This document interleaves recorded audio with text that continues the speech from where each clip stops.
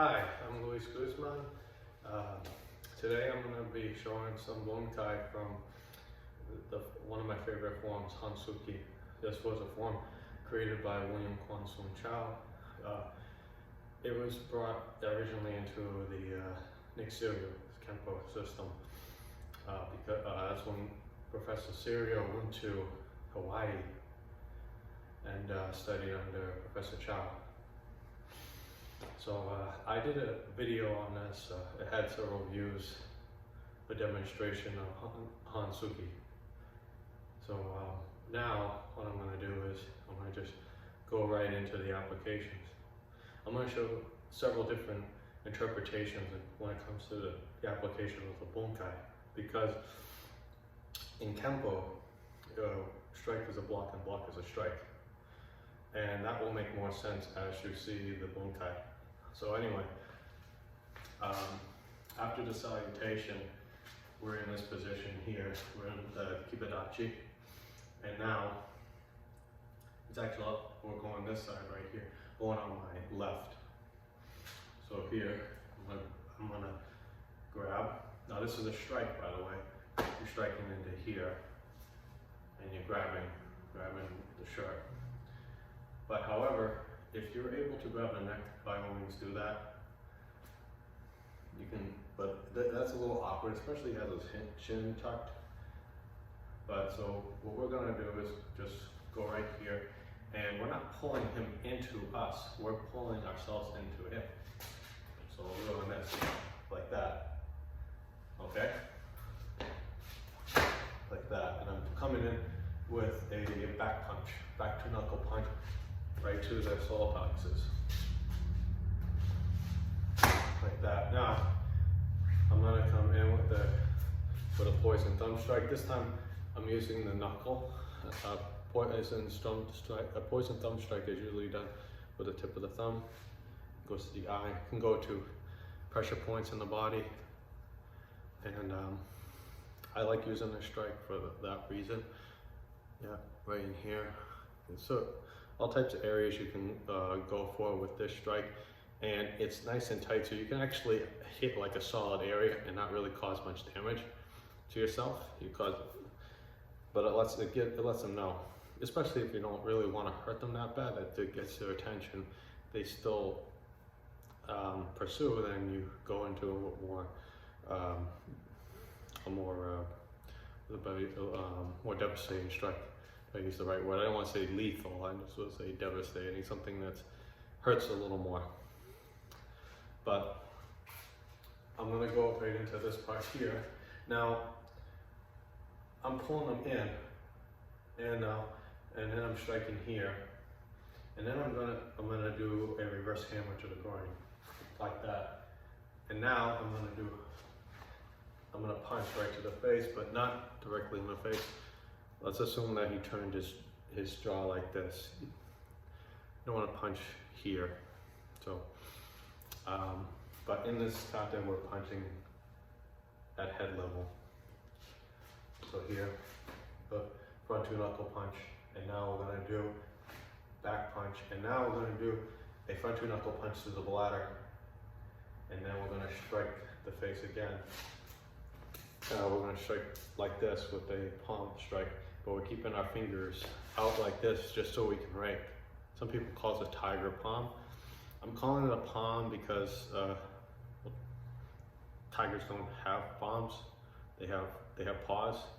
But for I actually originally learned it as a tiger palm because you have the fingers bent back more. It's not a tiger claw where the fingers stick out more and they go into the eyes. You're striking here, but you're leaving the option. So it's a palm. It's a combination of a palm and a tiger claw. That's why it's called a tiger palm. And I'm striking in here, and then I circle around, get into a front wall stretch. I'm turning, and then I'm grabbing the groin and I'm pulling into here. So those are some of the applications in this kata. And now I'm going to show you what's different, how it can be interpreted in different ways. So here we can strike, or we can be blocking. I was like, well, that's not much of a block. You're blocking the whole body. What you're doing is, someone's coming at you aggressively, you're blocking their body. You're saying, they stop. And then he's pursuing. You're making contact with them, and you can feel their motion. You can feel like, okay, they're gonna grab you, and now you can move once you make that contact. But this is more of like, it's a defensive, but it's also offensive because you already made first contact with them. So it could be considered offensive. But again, it's defensive because you're keeping them away from you. It's like, hey, back off. And then they don't back off, they keep coming. You can feel them coming at you. You go into it, you feel their body coming into you, and you use that to your advantage, and you come in. And then I'm gonna touch on this part now. So you already go into this. Now, here, why are you doing this? Why are you doing this? Why you bring it to your shoulder? Well, we're so conditioned when we're doing inside blocks here. When I come into here, it's not that hard to transition into another block. So I'm doing that here, and then he's already pissed off. He tries to swing at me. He's going to swing with his left hand because I have my left hand out. So I'm doing a palm block here. Again, don't make it a wimpy block. Don't like make it like jellyfish, because he's going to punch right through that. Keep it, lock this thing so that punch can't come through. That's what you want to do. And then coming in like this. See? Then I can continue the technique. See? Block is a strike, strike is a block. And take it a step further. I think Ed Parker, which that's a different branch of Kenpo, by the way, but still part, he's like, that's more of an uncle to my system that I study, or a cousin to it. But anyway, with that being said, he came up with the term called category completion. And that's when techniques mirror each other.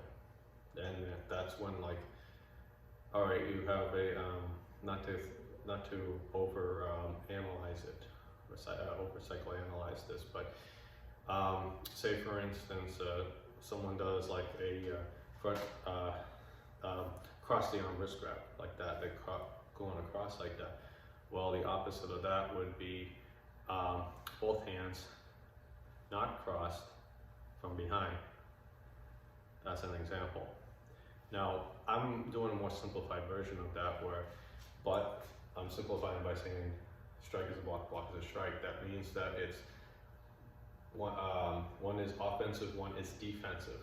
So when I'm doing this here, I'm defending. I'm not pulling myself in. I'm not coming in, but I'm intercepting his strike. I'm intercepting his punch coming in. So then I'm punching here. Now, if he comes in with another strike, I'm already used to doing this motion. I'm already used to doing, I could turn it and do a 9-frame block from here. I can do an outside block here. I can do a number 2 block. We number our blocks. But the point is, my arm is already used to going in that direction from the conditioning of the kata, because I'm going to strike. Now, if he takes too long to throw that punch, I'm gonna strike him before he even gets there. But if I already see he's past that point, I'm gonna block it, and then I'll come in and counter. And maybe I want to exactly do this. Maybe I'll come in with a frontal knuckle punch instead, or maybe a vertical punch. I'll do something because my body is used to doing something. So that's why I don't show a lot of videos on the applications, because I expect the students to figure out the applications on their own. After meditating on the kata, meditating on the techniques, they should be able to figure out stuff on their own. And that's where you really learn. But for the sake of martial arts groups that are highly focused on the application, I'm going to demonstrate more of these and share more videos on the application of the katas. But hopefully, a lot of people watching this will look at their own stuff and say, okay, I'm going to really look at it and analyze it and figure out what else can I do from here. And I'm making this very practical, or trying to anyway. So again, say I'm blocking here, and I'm striking here. Then I continue, bang. So bang, bang, bang, like that. And again, see, coming in like that. We have another technique called combination 3, which is just like that. Okay, so it comes in punch to the bladder, and then back punch to the temple. But again, you can see like the similarities when I'm doing that. Okay, when I'm changing the footwork, I'm not working in Kibadachi, but I'm going to a Zengutsudachi. I'm going into a half moon stance. I'm going into that. Here, I'm already conditioned to avoid the attack. But my hands are already conditioned to move in certain ways. So you blocked here. Now, okay, he throws a kick or throws an uppercut, something low. You're doing a reverse hammer. It doesn't take much to move the body out of the way and block it. And then you can do something else from there. You can come in with a back fist, or you can just come in with a punch, and then you can continue the technique. Boom, boom, like that. You can go boom, boom, boom, like that. Okay, and then strike again. And then the last one is the tiger palm, and you go into the face, and you can break the eyes. A lot of stuff you can do from here.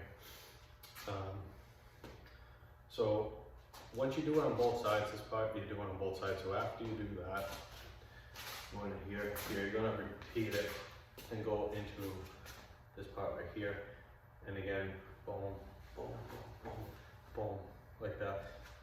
Now, I'll do another explanation.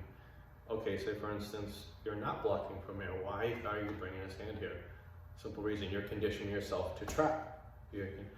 And that's against the choke. Someone's trying to choke you. Well, you're trapping the arms. You're grabbing one wrist across the body, grabbing one hand, and you're trapping the other arm. Now, his arms are pinned to you.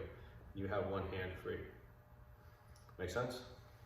So then you can come and peel off. You can do a circling arm bar, and then there are various techniques here. You can break the arm from here. You can go underneath. I'm gonna grab this bow to show you. So I'm coming in like that. This is his arm. I already circled it down here. Okay, so I could come in, break his elbow from here.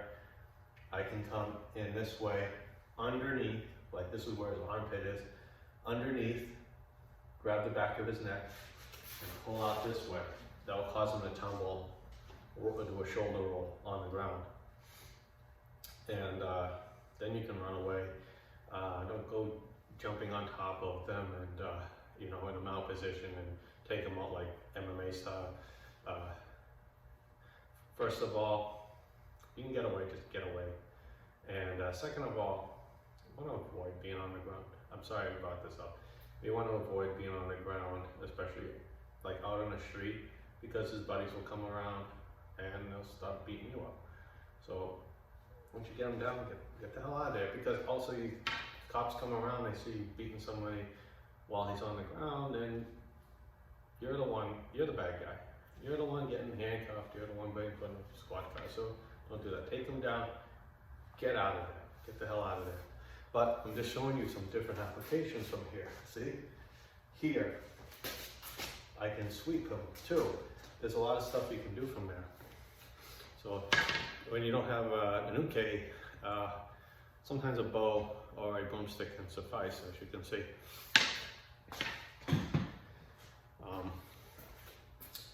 Okay, so after that, when you on the other side, you grab the groin, you pull it in.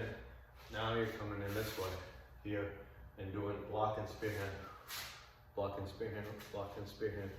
So that one is pretty self-explanatory.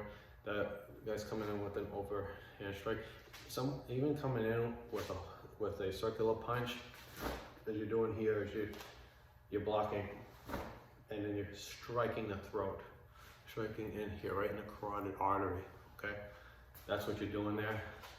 To be honest, I don't see any other application from that but to do that. But if you see another application for that, a hidden move, by all means, leave some comments in the video below, and we'll explore that. Feel free to post your own videos. Like, I'll send a link on the comments below if you see something different. If this inspires you, great. Comments below. Oh, and don't forget to subscribe, because there'll be more videos like that also. So I'm gonna try to post as many as possible when I have time. But again, see in here, that's what you're doing here. And I'll show one more technique before we go within this one, and that's you're doing a downward block here, and then you're going here, and this just repeats itself. And then you're repeating again. A lot of that particular technique repeats itself a lot within this kata. There are other techniques near the end of it, but yeah, like, and I'll show you some practical ways right now of doing a downward block, since I just showed that. And so anyway, that can actually help for like getting away from the person. So this is a defense mainly against a front kick, like a front instep kick, front step kick, and you know they're coming in low. They're trying to strike you to the groin, so you're going in like that. Now, what I'm doing here, I'm moving out here because this hand's on top, so I'm moving the bottom hand, and that one's pushing away, pushing the foot out of the way. So what essentially your opponent is doing is they go like that, and they're being pulled off balance. Okay, so doing that in here, I can come in around. Once he's like this here, I can come in around, strike back here with a knife hand or something like that. But in this case, what I'm doing is pushing that foot out of the way here, bang, striking here, bang, 1, 2, 3, and then here. So it's a shorter version of the technique you saw earlier. So he already kicked here and here. In here. As I'm pulling back, you wanna do that. You don't do that in the form, you're actually just pulling back. But essentially, as you're making that motion to chamber your hand, you want to get that foot out of the way, and then strike in here. And again, that can be a block the strike is blocked here. That can be a block also here. And then you can just keep countering it here, like that. Okay? And now, I'm going to do one more demonstration of Hansuki, so you can see to the form, and just pay attention to the bunkai with that I demonstrated when I'm doing this form. Okay, I'm gonna do it normal speed, not super fast, not super slow, just a normal speed. Okay, Hansuki.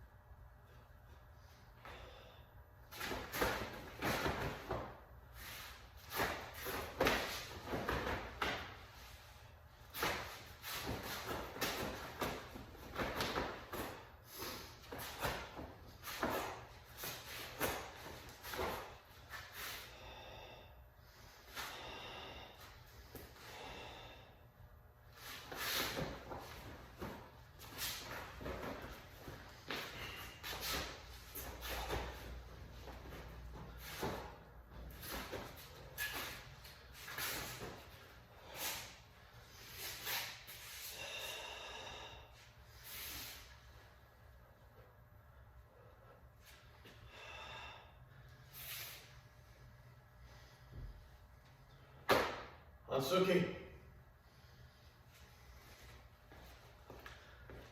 Okay, so thanks for watching.